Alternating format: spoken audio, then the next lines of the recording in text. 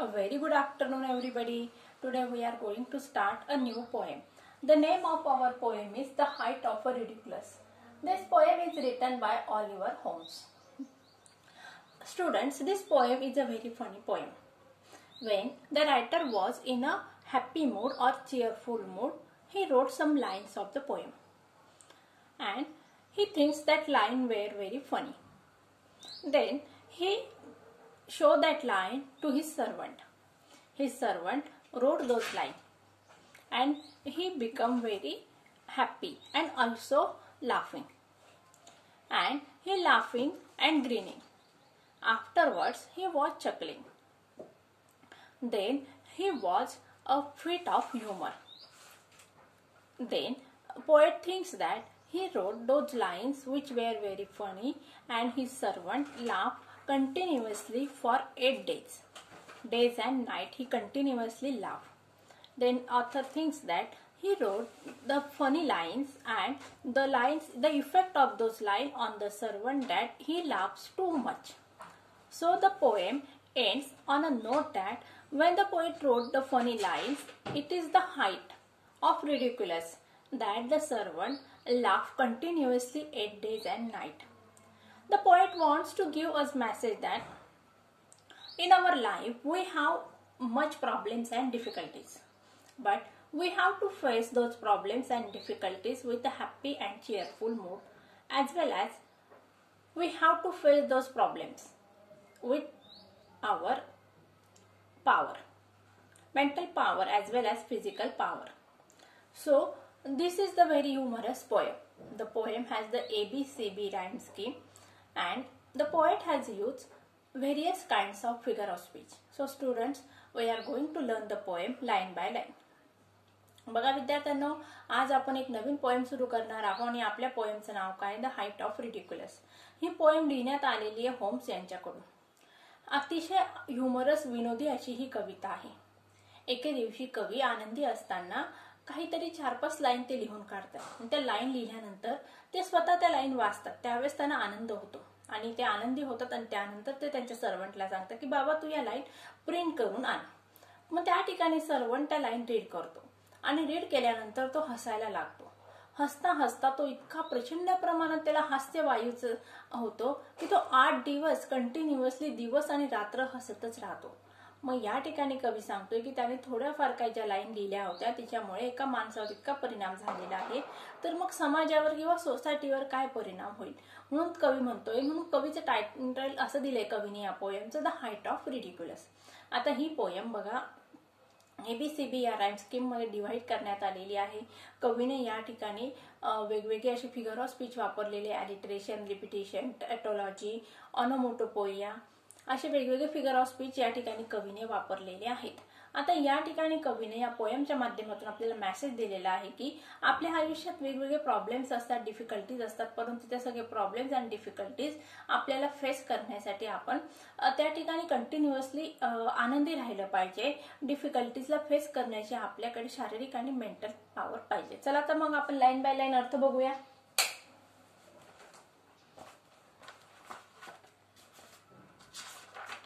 The height of ridiculous. I wrote some lines once on a time in wondrous merry mood and thought as usual men would say they were exceeding good. बघा 4 लाईनचा पहिला stanza आहे. त्या पहिल्या 4 line मध्ये कवीने काय सांगितलंय, I wrote some lines once a time. मी एके दिवशी काय केलं, 4 लाईन्स लिहिल्या. once a time म्हणजे कोणी एके काळी 4 लाईन्स लिहिल्या. इन वंडरस मेरी मूड, त्यावेळेस माझा मूड कसा होता, चीयरफुल किंवा हॅपी मूड होता. And thought as usual men would say they were exceeding good. And कवी स्वतःच विचार करतो की लोक काय म्हणतील त्या लाईन वाचल्यानंतर की ह्या लाईन्स एक्सिडिंग म्हणजे काय, खूप एक्सेसिव्ह, खूपच जास्तीत जास्त चांगल्या आहेत. In the first 4 line the poet told us that once upon a time he wrote some lines of the poem when he was happy and he thinks that those lines were very good creation of him. बघा पहिली जी line आहे त्या line मध्ये inversion of figure of speech वापरण्यात आलेला आहे. कुठला figure of speech आहे, इन्व्हर्जन, कारण प्रॉपर प्रोज ऑर्डर फॉलो केलेली नाही आहे. आणि दुसरी लाईन आहे बघा, इन वंडरस मेरी मूड. आता या ठिकाणी वंडरस आणि मेरी हे दोघं काय आहेत, सेम मिनिंग असलेले शब्द आहे, म्हणून त्या ठिकाणी कुठला फिगर ऑफ स्पीच येणार आहे, टॅटोलॉजी. लिहून घ्या. त्या ठिकाणी पहिल्या लाईन मध्ये inversion of figure of speech आहे आणि दुसऱ्या लाईन मध्ये कुठला फिगर ऑफ स्पीच आहे, tautology. The same words, the same meaning words are use in a same line. Second stanza, पहिला स्टांजा समजला. चला दुसरा स्टांजा बघूया. They were so queer, so very queer. I love as I would die. albeit in the general way a sober man am I. बघा आता second stanza मध्ये काय सांगितलेलं आहे. सेकंड स्टांजा परत 4 लाईनचा आहे. They were so queer, queer means strange. आता या ठिकाणी कवीने काय सांगितलं, दे म्हणजे काय, पोएमच्या lines. They were so queer, so very queer. त्या पोएमच्या लाईन ज्या होत्या त्या खूप स्ट्रेंज होत्या, खूप विचित्र होत्या. आता queer, so queer, so queer हे शब्द रिपीट केलेले आहेत, म्हणून रिपिटेशन हा फिगर ऑफ स्पीच सेकंड स्टांजाच्या फर्स्ट लाईन मध्ये आहे. I love as I would die. या ठिकाणी कवी काय सांगते की मी इतका हसलो त्यावेळेस की जसं काही हसून हसून माझा मृत्यू होईल. म्हणजे या ठिकाणी कवीने काय सांगितलं, त्या लाईन इतक्या ह्युमरस होत्या, इतक्या फनी होत्या की त्या वाचल्यानंतर मी प्रचंड प्रमाणात हसायला लागलेलो आणि ते हसता हसता मला असं वाटलं की माझा मृत्यू येईल. आता या ठिकाणी हायपरबोल हा फिगर ऑफ स्पीच आहे. सेकंड लाईन मध्ये काय सांगितलं कवीने, I love as I would डाय. कुठला फिगर ऑफ स्पीच आहे मग, हायपरबोल. albeit in the general way a sober man am I. आता या ठिकाणी बघा, अ सॉबर मॅन एम आय हा इन्व्हर्जन हा फिगर ऑफ स्पीच आहे, कारण प्रॉपर प्रोज ऑर्डर फॉलो केलेले नाही आहे. आता तिसरी लाईन मध्ये काय सांगितले बघूया. Albeit in a general way, carry albeit though. याचा अर्थ काय, दो. जरी मी सर्वसामान्य पद्धतीने किंवा सर्वसामान्य मार्गानुसार मी कसं आहे, अ सॉबर मॅन. सॉबर म्हणजे काय, क्लिअर हेडेड किंवा सिरियस मॅन. मी सर्वसामान्य याच्यात म्हणजे सर्वसामान्य लोक जसे असतात त्याप्रमाणे मी एक सिरियस असा पर्सन आहे. आणि तो सिरियस माणूस असताना सुद्धा मी त्या लाईन्स वाचल्यानंतर हसायला लागलेलो आहे. आणि इतका हसायला लागलो की त्या लाईन्स वाचता वाचता मला वाटलं की माझा मृत्यू होईल. In the second stanza the poet was telling about those lines which he had created. He told us that the lines which he had created were very strange. The lines were very, very strange. The poet repeat very cure, very cure these words. So repetition, this figure of speech is used in the second line of the first line of the second stanza. Again, the poet says, I laugh as I would die.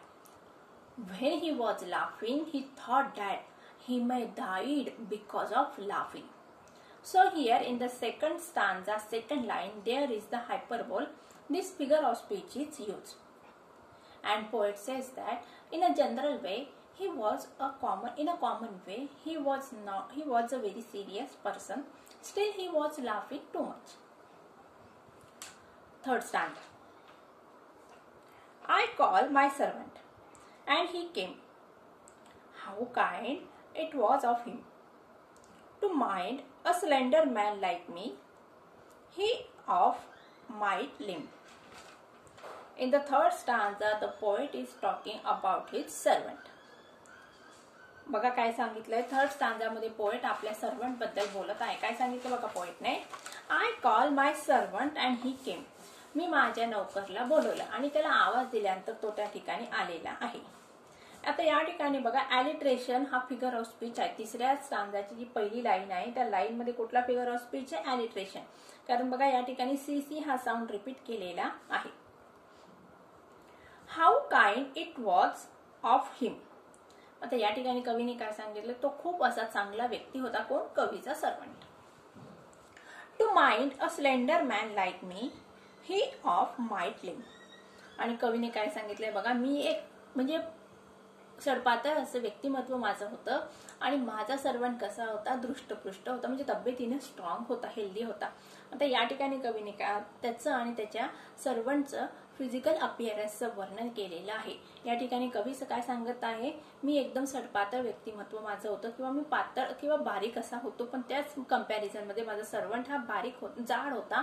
म्हणजेच मग या ठिकाणी कवीला काय सांगायचंय, मी जरी दृष्टपृष्ट नसलो तरी माझा सर्वंट माझं ऐकत होता की जो हेल्दी आणि स्ट्रॉंग होता. In the third stanza, the poet was talking about his servant's physical appearance as well as his physical appearance. The poet told us that he was a very slim person, but his servant was strong and healthy man. And when poet called his servant, he comes very soon. Fourth stanza. This to the printer, I exclaim, and in my humorous way, I added as a trifling jest, there will be the devil to pay. He took the paper and I watched, and saw him peep within. At the first line, he read his face. His face was all upon the green. In the first stanza, the poet is talking what orders he has given to his servant and what reaction of the servant was given in the fourth stanza. This to the printer, I exclaim. Here, poet gives order to his servant. This means the lines of the poem. Take those lines and take the prints of those lines. This order was given by the poet to his servant, and in my humorous way. And poet says this in a humorous way. I added as a trifling jest. Here the meaning of trifling means serious, a small simple joke of no importance. Means in a humorous way, the poet ordered his servant to take these lines and take out the prints of those lines. Next line, there will be the devil to pay. Means devil to pay means a lot of trouble. Here there will be means a huge. Here the poet told us that there will be the devil to pay means a lot of trouble. He took the paper and I watched. After giving order to the servant, the poet said that the lines, there will be the devil to pay means there was a lot of trouble. And he took the paper and I watched. And afterwards, the servant taken the paper and the poet was watching what he was doing. And I saw him peep within. And poet saw that the servant was looking and was reading the paper. At first line he read. When he read the first line, the reaction of the servant was given. Poet says that his face was all upon the grin. Means he was smiling. He read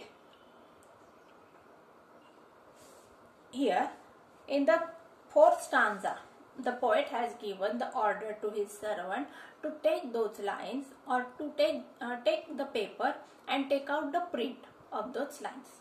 The poet has given the order humorously, and after giving the order, servant came and he has taken the paper. He takes the paper and then after taking the paper, the servant reads the first line of the poem, and poet was reading the reaction of the servant. Then he was very happy and was laughing. Next, बघा या चौथ्या स्टांजामध्ये काय सांगितलंय, कवीने काय केलं, आपल्या सर्वंटला order केली की बाबा हे पेपर घे आणि याची प्रिंट काढून आण. आता कवीने ऑर्डर केली आहे ह्युमरस पद्धतीने, अतिशय विनोदी पद्धतीने कवीने आपल्या नोकरला ऑर्डर केलेली आहे. तर कवीने ऑर्डर केली आणि त्यानंतर सर्वंट तिकडे आलेला आहे आणि कवीच्या हातातून पेपर घेतल्यानंतर सर्वंटने पहिली लाईन वाचली आणि वाचल्यानंतर कवीने काय केले, त्याच्या फेसवरच्या रिॲक्शन वाचण्याचा प्रयत्न केला. तर तो अतिशय आनंदी दिसला आणि हसायला लागलेला आहे. तर पुढे काय होतं ते आपल्याला बघायचं. सर्वांच्या रिॲक्शन कशा कशा बदलतात ते आपल्याला नेक्स्ट स्टांजामध्ये सांगितलेलं आहे. आता पाचवा स्टांजा बघूया. The fifth stanza. He read the next and he read the next. The green grew broad and shot from ear to ear. He read the third, chuckling noise. I now began to hear. बघा आता सर्वंटच्या reaction कशा कशा बदलत आहेत हे आपल्याला या ठिकाणी सांगितलेलं आहे. The servant, how the reaction of the servant changes was told in this fifth stanza. He read the next. The servant has read already first line. Then he was reading the second line. The grin grew broad. Means the expressions of his face, means his smiley expressions were become broad. And short from ear to ear. Means he has given now a very broad smile. He read the third and chuckling noise. When he read the third line, he has given the chuckling noise, means laughing quietly. And now I began to hear. आणि त्याचं जे noise होतं हसण्याचं ते कवीला ऐकू यायला लागलेलं होतं. या ठिकाणी बघा now I began to hear, या ठिकाणी कुठला फिगर ऑफ स्पीच आहे मग inversion, proper prose order is not followed. In the fifth stanza, the poet told us that the poet has given the paper to the servant. The poet has given order to the servant to take that paper and take out the print, and the servant had read the first line. And after reading the first line, his facial expression changes. A smile comes on his face. The poet was reading his facial expressions. Then after reading second line, his smile grew broad. And after third, his smile burst into laugh. What happened next is told in the next stanza. The fourth, he broke into a roar. The fifth, his waistband split. The sixth, he burst 5 buttons and tumbled in a fit. बघा आता म्हणजे पुढे त्याचे reaction कसे बदलत गेलेले आहे हे आपल्याला नेक्स्ट स्टांजामध्ये सांगितलेलं आहे. पेपर घेतला सर्वंटने, पहिली लाईन वाचली, थोडंसं स्माईल चेहऱ्यावर आलं. सेकंड लाईन वाचली, त्याचा चेहरा हसूने फुललेला आहे. थर्ड लाईन वाचल्यानंतर तो मोठ्याने हसायला लागलेला. चौथी आणि पाचवी लाईन वाचल्यानंतर काय काय होतं ते आपल्याला सांगितलेलं आहे. The fourth, he broke in to rover. आणि फोर्थ लाईन वाचली, चौथी लाईन वाचली तर मोठ्याने तो हसायला लागलेला आहे. जोरजोरात त्याचा हसण्याचा आवाज येत आहे. The fifth, his waistband split. आणि पाचवी लाईन वाचल्यानंतर त्याचा कमरेचा बेल्ट त्याने सैल केलाय, कारण त्याला हसू लागलेला आहे, त्याचं पोट दुखायला लागलेलं आहे. The six, he bust 5 buttons. आणि सहावी लाईन वाचल्यानंतर तो खालीच लोळलेला आहे आणि त्यानंतर त्याने काय केलंय बघा, आपल्या शर्टाची बटन्स ओपन केलेली आहे. And he tumble in a fit. आणि ही फेल डाऊन. बघा आता सांगितलं मी. चौथी आणि पाचवी लाईन वाचल्यानंतर, चौथी लाईन वाचल्यानंतर त्याचं हास्य जे स्मॉल होतं आणि ते मनातल्या मनात होतं ते आता मोठ्याने झालेलं आहे. आता या ठिकाणी बघा, the fourth, he broke in to rover. आता या ठिकाणी त्याचा रोवर मीन्स लाऊड नॉइज, त्याचा आवाज मोठ्याने झालेला आहे हसण्याचा. आणि पाचवी लाईन वाचल्यानंतर त्याचा कमरेचा बेल्ट त्याने सैल केलेला आहे.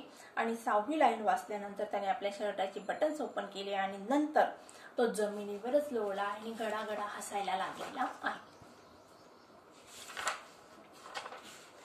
Here in the first line of this stanza, the fourth, he broke into a roar. Onomatopoeia, this figure of speech is used. Okay. In this stanza, the poet told us that when the servant read the fourth and fifth line, which changes have taken place is told by the poet. The poet told us that when he read the fourth line, his smile became very loud. After reading fifth line, he opened the waist belt. Then, after reading the next line, he opened the buttons of his shirt, and then he fell on the ground and was laughing continuously. 10 days and nights with sleepless eye, I watched that rich man. And since I never dare to write as funny as I can. Here the poet told us that the reaction or the action taken place on the servant. 10 days and night continuously the servant was laughing. He did not sleep, but he was laughing. The poet said that he watched what happened to that rich means helpless man, that servant. Since I never dare to write as funny as I can. Then poet told us that he never dared to write such a funny lines. 10 days and nights with sleepless eye. Here, scenic dog, this figure of speech is used. Scenic dog in this figure of speech, a part stand for the whole. Here, sleepless eye, I stand for the entire poet. Okay, 10 days and night with sleepless eye, I watched that rich man. Here the poet told us that funny man, that because of the effect of that funny lines, the servant did not sleep for 10 days and 10 nights. And this scene was looked by or observed by the poet. And poet told us that because of the condition of that servant, he never dared to write such a funny line. बघा या ठिकाणी काय सांगितलेलं आहे, शेवटच्या 4 लाईनमध्ये त्या लाईन्सचा इतका परिणाम झाला ह्युमरस लाईन्सचा की त्या लाईन्स वाचल्यानंतर तो मुलगा जो कवीचा सर्वंट होता तो कंटिन्युअसली 10 दिवस आणि 10 रात्री हसत होता. तो अजिबात झोपलेला नव्हता. त्याला हास्यवायू हा रोग झाला होता. मग त्या ठिकाणी कवीने काय सांगितलंय की यानंतर मग कवीने कधी हिम्मत केली नाही की त्याने अशा ह्युमरस लाईन लिहाव्यात, कारण याचा परिणाम कोणावर नंतर काय होईल याची कवीला कल्पना आलेली होती, कारण त्याच्या सर्वंटवर परिणाम झालेला होता आणि त्यामुळे नंतर कवीने हिम्मतच केली नाही अशी कविता लिहिण्याची. आता पुन्हा एकदा मी तुम्हाला संपूर्ण समरी सांगते. बघा पहिल्या स्टांजामध्ये कवीने काय सांगितलं, ज्यावेळेस तो आनंदी होता त्यावेळेस त्याने काही लाईन्स लिहिल्या. मग कवी काय सांगतो की मी एक सिरियस मॅन आहे आणि त्या लाईन्स लिहिल्यानंतर त्याला वाटलं की या लाईन्स फनी आहेत. नंतर मग कवी काय सांगतोय, मग त्या लाईन्स वाचल्यानंतर त्याला आनंद झाला. त्याने त्या लाईन्स आपल्या नोकरकडे दिल्या, कशासाठी, प्रिंट करण्यासाठी. आता कवीने ऑर्डर दिल्यानंतर मग तो नोकर आलेला आहे आणि त्या लाईन्स घेतल्यानंतर कवीच्या नोकरने काय केलं, पहिली लाईन वाचली आणि वाचल्यानंतर ते चेहऱ्यावरच्या रिॲक्शन बदलल्या. नंतर तो गालातल्या गालात हसला आणि 3rd, 4th, 5th लाईन मध्ये त्याची फिजिकल अपिअरन्स चेंज झालेला आहे. तो मोठमोठ्याने हसायला लागला. त्याने कमरेचा बेल्ट सैल केला आणि शर्टाची बटणं लूज केली आहे. त्याच्यानंतर तो जमिनीवरच डायरेक्ट लोळलेला आहे आणि हसायला लागलेला आहे. नंतर मग त्याची ही कंडिशन 10 दिवस आणि रात्र कंटिन्युअसली तो हसत होता. त्या ठिकाणी तो कुठल्याही प्रकारे झोपलेला नव्हता. मग अशी त्याची कंडिशन बघून कवीने काय सांगितले की असा जर परिणाम एखाद्या व्यक्तीवर होत असेल तर मग त्यानंतर त्याने परत अशी ह्युमरस पोएम लिहिण्याची हिम्मत केली नाही. चला बघूया English workshop. Find out expressions from the poem that indicates the funny moments. For example, I laugh as I would die. लिहा next. I added as a trifling jest. पुढे लिहा he broke into a roar. Next लिहा his grin grew broad and shot from ear to ear. Order of sequence. आता या ठिकाणी काय करायचं बघा, हे जे शब्द आहेत त्याला आपल्याला सिरियली लावायचे आहेत. पहिलं येणार बघा D, was all upon the green. Second येणार बघा B, the green grew broad. Third येणार E, he broke into a roar. Fourth येणार बघा A, his waistband split. Fifth येणार F, he burst 5 butters off. Sixth येणार sleepless eye. परत एकदा सांगते बघा, डी येणार, नंतर बी येणार, ई येणार, ए येणार, एफ येणार आणि सगळ्यात शेवटी आलं सी. पुढचं बघूया. From pairs and find out the various rhyming words in the poem and 2 of your on. आता इयरचं रायमिंग वर्ड या ठिकाणी आहे हियर. फ्रॉम पोएम मनाने आपल्याला लिहायचे बघा near, mere, within, green, chin, begin. लिहून घ्या पटापट. Man, can, ran, van. Split, fit, seat, hit, way, pay, say, delay, him, limb, slim, dim, die, eye, cry, by. Mood, good, broad, hood. चौथा प्रश्न आहे बघा, match the lines with the figures of speech. A wondrous merry mood. त्याचं काय बघा, A. तिथे numbers लिहून घ्या direct. A, D, E, B, F, C, G. परत एकदा सांगते. ए, D, E, B, F, C, जी. कारण मी या ठिकाणी तुम्हाला पोएम शिकवत असताना सगळे फिगर ऑफ स्पीच एक्सप्लेन करून सांगितलेले आहेत. तर या ठिकाणी कंप्लीट द लाईन जो आहे ते पटकन त्याचं उत्तर लिहून घ्या. अशा प्रकारचे प्रश्न तुम्हाला प्रश्नपत्रिकेत विचारले जात नाही, त्यामुळे तुम्ही जर हा प्रश्न स्वतः सोडवला तर बेटर होईल. पण या ठिकाणी मी सांगते ती पटकन उत्तर लिहून घ्यायची. We return home late one night. In the window there blew a light. Bloodless was our very first thought. For different sticks and stones we sought. Let us grab the loot and run. Was uttered soft by someone. The door we softly unlocked. And then we were truly shocked. Ops before outside we had gone. The television had been left on. अशा प्रकारे बघा विद्यार्थ्यांनो, आपण ही जी poem होती the height of ridiculous he complete केलेली आहे. आता या ठिकाणी मी तुमचं वर्कशॉप कंप्लीट करून घेतलेलं आहे. आता या ठिकाणी मी तुम्हाला फक्त ॲप्रिसिएशनच्या नोट्स सेंड करणार आहे, त्या तुम्ही वहीमध्ये लिहून घ्यायच्या आहेत. आणि अशा प्रकारे आज आपण ही पोएम कंप्लीट केली. मला वाटतं तुम्हाला सगळ्यांना ही पोएम समजली असेल. आता या ठिकाणी तुम्ही तुमच्या ऍक्टिव्हिटी कंप्लीट करून ठेवा आणि येणाऱ्या नेक्स्ट लेक्चरमध्ये आपण भेटूया. So friends, take care and good bye.